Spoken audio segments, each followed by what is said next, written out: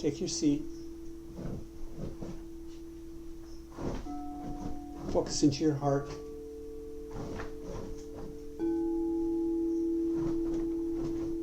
Focus into your mind.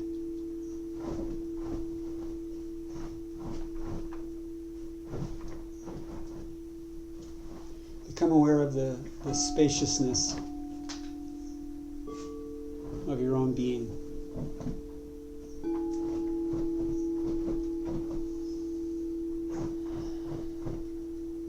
And I'm going to ask you to allow yourself to be transported as if by an angel to a valley in the Himalayas. It's the Wesak Valley. The word Wesak means mid-spring.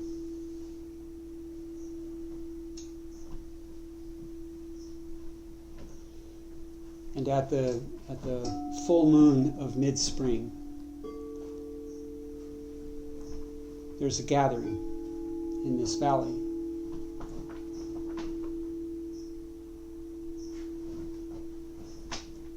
I believe it's in the area of Mount Kailash.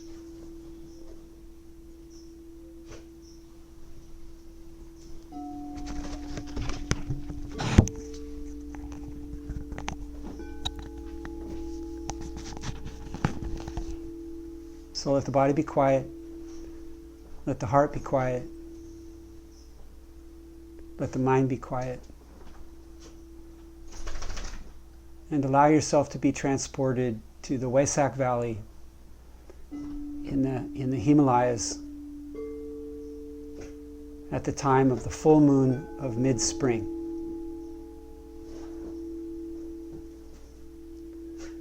This is the Wesak festival, the festival of the Buddha. It's a celebration of his birthday and the day of his enlightenment and the day of his passing.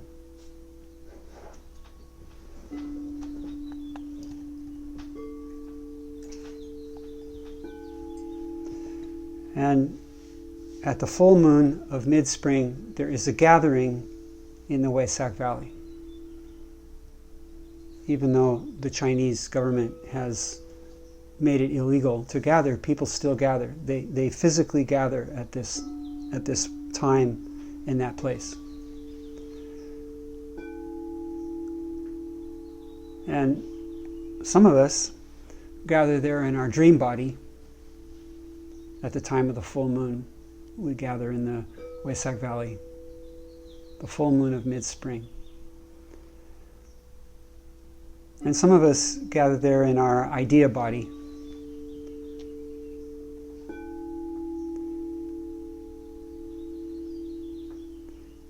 And there are angels and deva and masters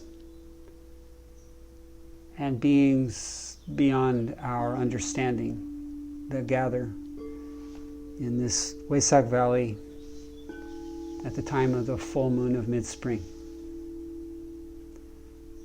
The legend, the myth is that the Buddha will appear.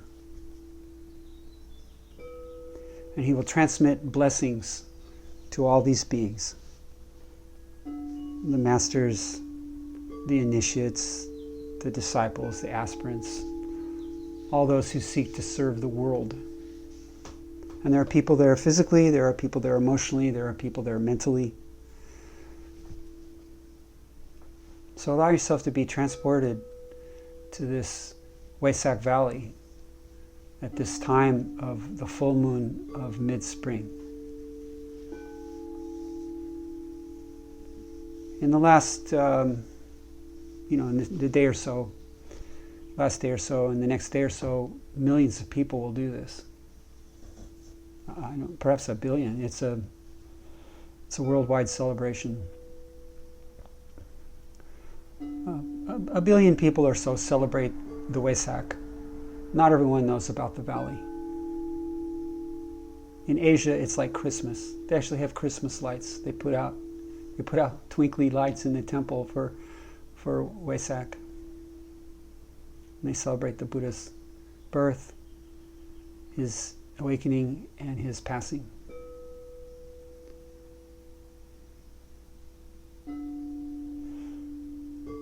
And part of this is, for some of us, we know about this valley and this gathering. And so allow yourself to be transported to a valley in the center of the Himalayas. And there's a table, a great stone table. It's acres, huge stone table. And on that table, imagine a great circle. And in this circle, there are adepts. And there are warriors. And there are servants of light and love. And there is a presence of beings that are beyond our understanding. Beings, avatars, like the spirit of peace. Related to the seven spirits before the throne that's mentioned in the Bible. There are, in the Bible, mentions of the seven spirits before the throne. Very mysterious, hard to understand what they're referring to exactly. And there are divine beings that are not human and not angel. And they too are present at this gathering.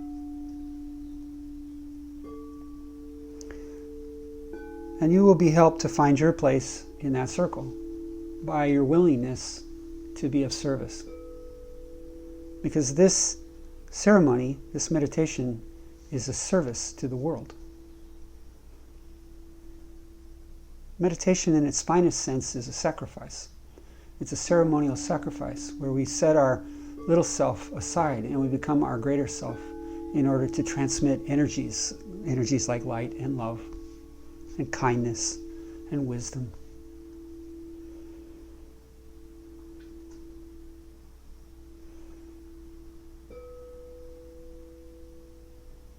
So we're in this valley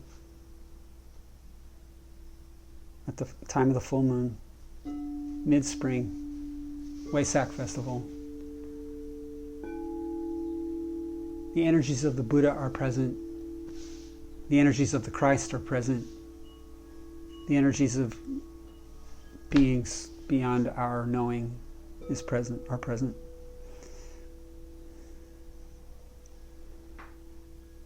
And we, too, are present.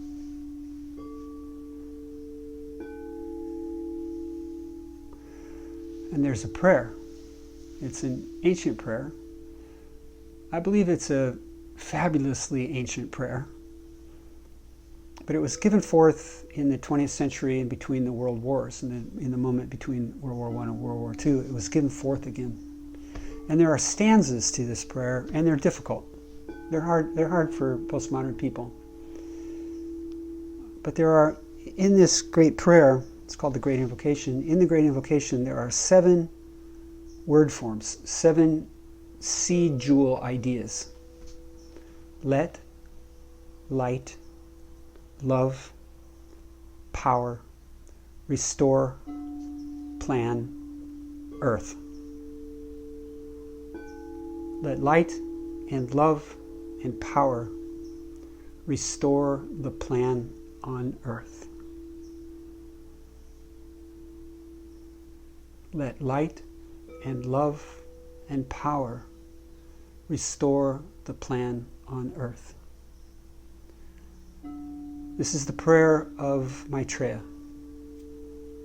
This is the prayer that he utters at sunset every day under his pine tree in his garden in the Himalayas in the region of Shambhala. It is a prayer in the tradition of Shambhala and Maitreya and the wisdom teachings. Let light and love and power restore the plan on earth. So let's begin with the word let. This is one of the greatest spiritual words that there is. Like Let there be light, and there is light.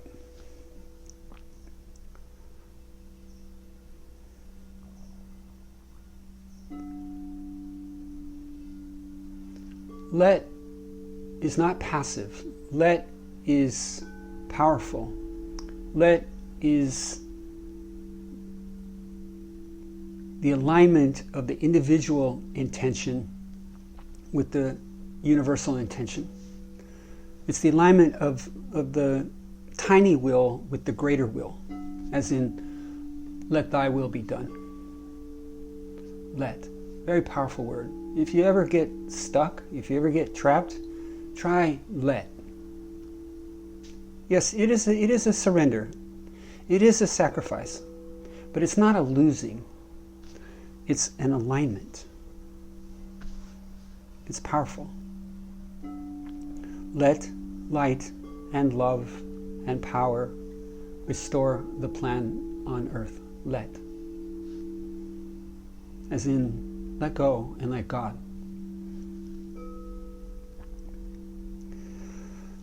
Next, light. All right.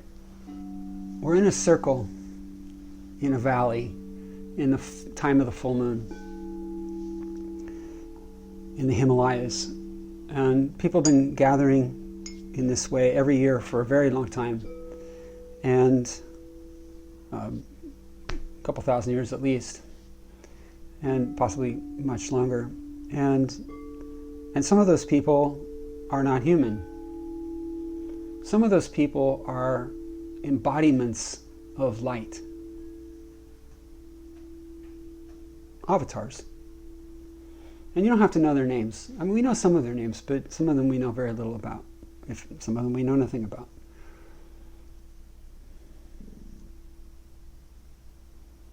Embodiments of light. We are in the presence of embodiments of light. And the adepts are embodiments of light. And, you know, we, the warriors, the servants, we too are, in our own way, embodiments of light. And we're gathered in a circle. It's our friendship.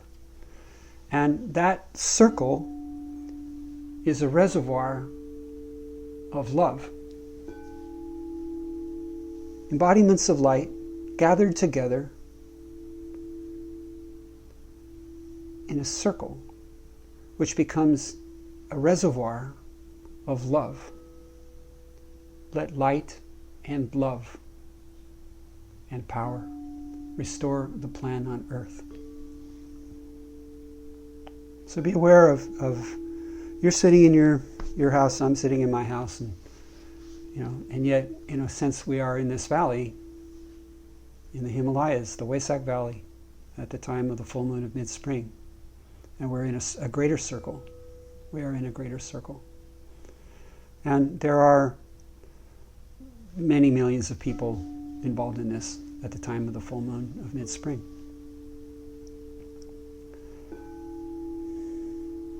So we are embodiments of light, gathered together, and together we constitute a great reservoir of love.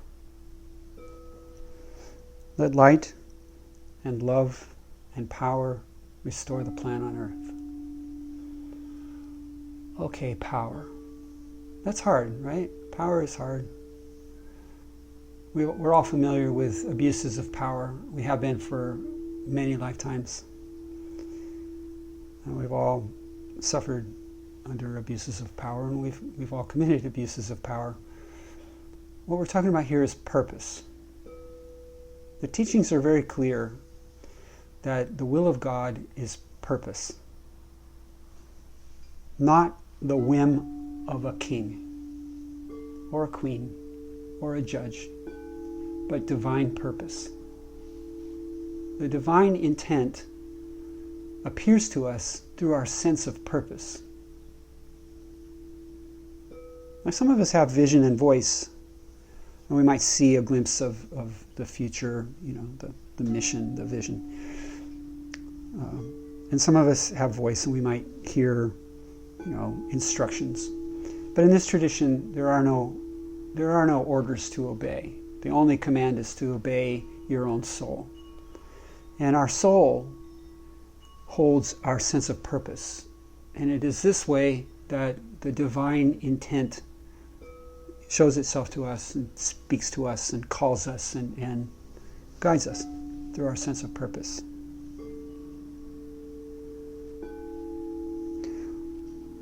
All the traditions have some version of a guiding power or a guiding purpose. All the traditions have this. They use different names, it doesn't matter. Let light and love and power restore the plan on earth.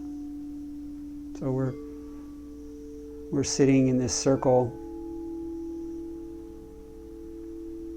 embodiments of light, a reservoir of love, and the divine purpose can make itself known. And that knowing is power. If we align ourselves, if we align our will, our little will with the greater will, there is the power to accomplish.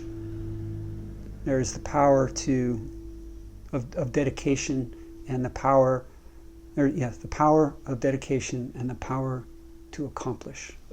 Let light and love and power restore the plan on earth. Okay, restore. Restore makes it sound like we're recovering something that was once there and was lost. And that is, in fact, the case. A very long time ago, perhaps in Atlantis, if you want to go with the mythic sense there was a closer relationship between humanity and nature and the divine, between humanity and the David kingdom. And it went awry. Something went amiss, and there was a war, and there was a flood, and the connection was broken. Our connection with divinity and our connection with nature is compromised. And our friendship, our primal friendship with the Deva, with the angels, is complicated, difficult at this point. So let light and love and power restore the plan on earth. Okay, the restoration we're referring to here is the restoration of the mysteries. The mysteries, they exist in these kind of trickles, these little threads that are still with us, that, in the literature, in the traditions, in the temples, in the churches, in the lodges, and in the religions, and in the nations. There are these little memories, because it's perennial. The mysteries, the wisdom they are perennial. But what we're asking for here in this prayer is that the mysteries of initiation be restored. And initiation has to do with the development of consciousness, the unfoldment of consciousness, the expansion of consciousness. This is actually the purpose of the planet. The purpose of humanity being on this planet is the awakening of consciousness.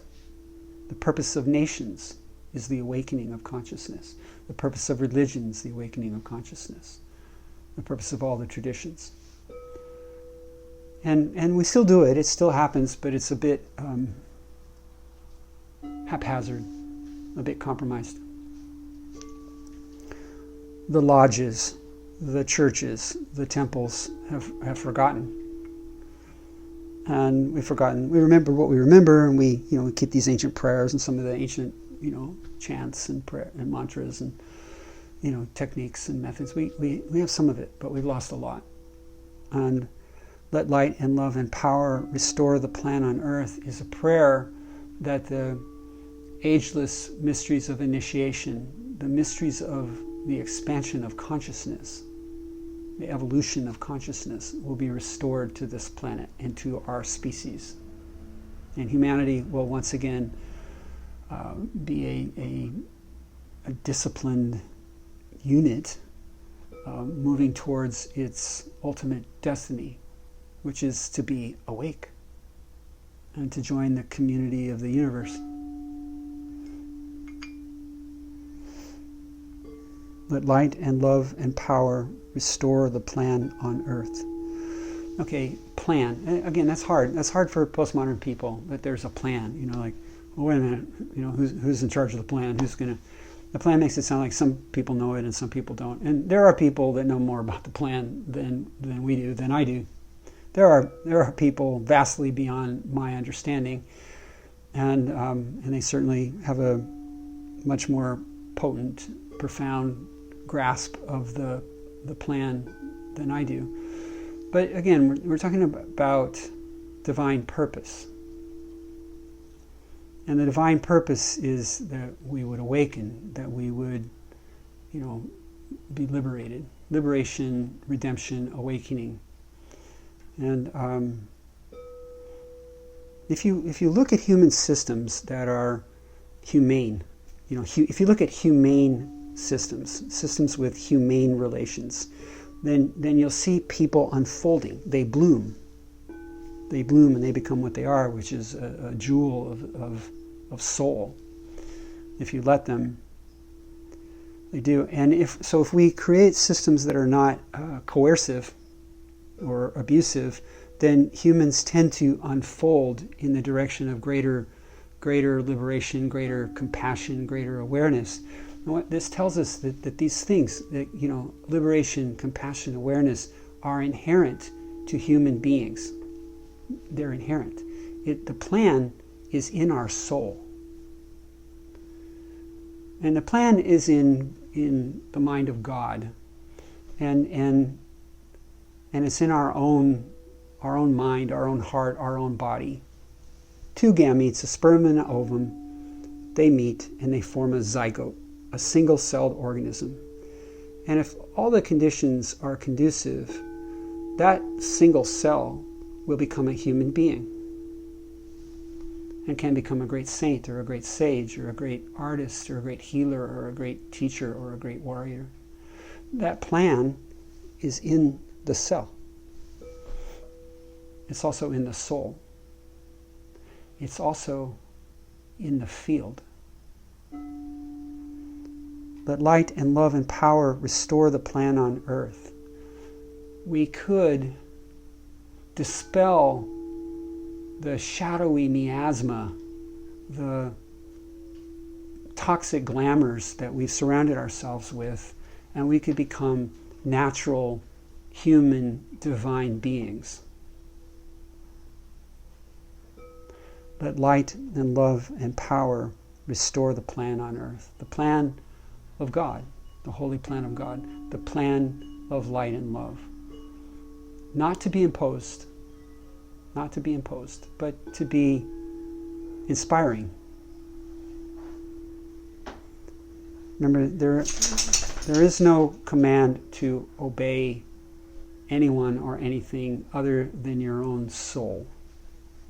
So the plan of love and light is not to be imposed, it is to be inspiring. And it is held in the reservoir of love by beings who are embodiments of light. And they do this because of their own awakening and because of their own compassion. And they do this for the purpose of our liberation. Let light and love and power restore the plan on earth. All right, earth, the holy earth, the ground. We are the people on the ground. If you give rise to prayer, angels will appear to help you. But we have to move our arms and legs. We have this prehensile thumb, and it's actually useful for working with matter. Angels can work with matter, but we have to play our part. Angels are of the spiritual kingdom, and we are of the human kingdom, which is both spiritual and material, and we have to play our part. And it is our task, it is the task of humanity, to bring the kingdom into the garden, to bring the kingdom of spirit into the garden of the earth. It's already here. The earth is a garden. But the soils are dying, the seas are dying. If the skies die, it's going to be really miserable around here for a long time. And That's not supposed to happen, and we all feel it. We can feel like a disturbance in the force all the time. Let light and love. Let light and love and power restore the plan on earth. Let light and love and power restore the plan on earth.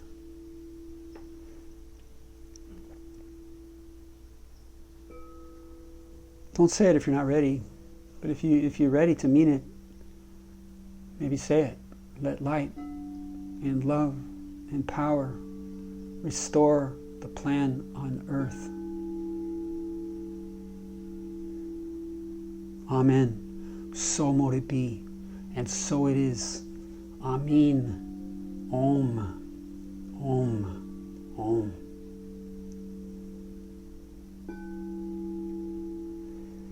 I'm going to ask you to imagine this circle in the valley in the Himalayas at the time of the mid-spring full moon, the Wesak Valley. Imagine this circle on this great stone table, acres, countless beings gathered in this circle. And we have found our place in this circle, and no one can say how great it is, how large it is. It's as big as it needs to be. Imagine it as, let yourself see it as a lucent golden chalice. The circle is a golden chalice. And let yourself imagine it as filled with a living violet fluid. It's not exactly a liquid, it's more like an energy. We are holding with our very being a lucent golden chalice filled with a living violet fluid. The chalice is light, and the fluid is love. We are embodiments of light, and we have created a reservoir of love. And we do this once a year for the Wesak Festival, usually in May. And in the middle of this chalice and this fluid, ask yourself, who am I? Just for a moment, who am I really? As a soul, who am I? Who are you really? All the things that they did to you or didn't do for you that were meant to convey some lie about you, let all that fall away. A lie is a thing too vile to be touched. Let it fall away and don't pick up that thread. That is not a path with heart. How long have we been, tracking that thread trying to find some truth? There is no truth in those lies. Let the lies fall away and let the truth shine forth. Who are you really? Who are you really? And what are you doing? What are you doing in this world at this time? And hold that in your mind, the vertical axis of who you are and the horizontal axis of what you're doing. And there may be some discrepancy between our being and our doing. Of course there is. And that discrepancy is an amazing, amazing path to bring our doings into alignment with our being. To bring our doings into alignment with our being. That's a path with heart. Who are you, really? And what are you doing? So remember. Let the body become quiet.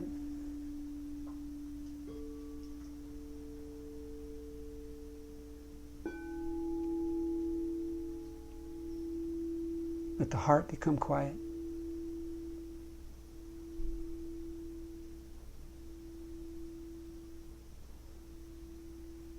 let the mind become quiet.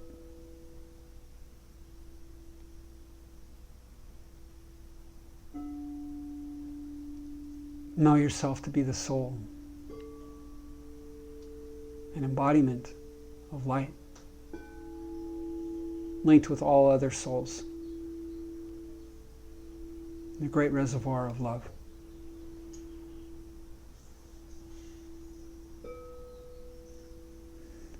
And from your mind, let the light shine forth to all beings.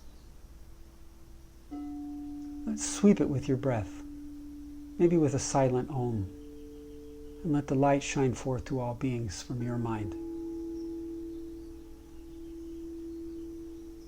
Take a breath in,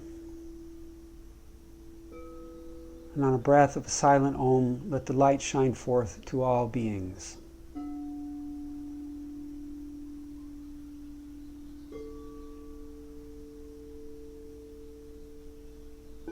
Now drop into your heart, and from your heart, let the love pour forth to all beings.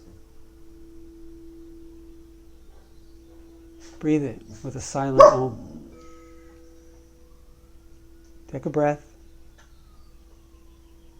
and with the breath and a silent Om, let the love pour forth to all beings.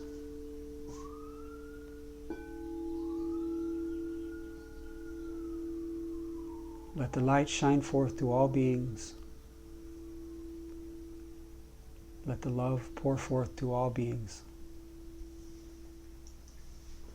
Let light and love and power restore the plan on earth.